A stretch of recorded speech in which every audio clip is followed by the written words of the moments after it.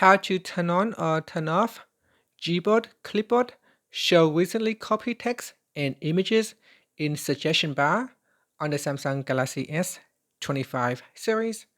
First, tap on the home button to return back to the home screen. Then on the home screen, swipe down at the top to open up Quick Settings. In here, tap on the settings icon. Then we scroll down to the bottom and then tap on General Management. After that, go down, then tap on Keyboard List in default. And from here, tap on Gboard. Next, scroll down and tap on Clipboard.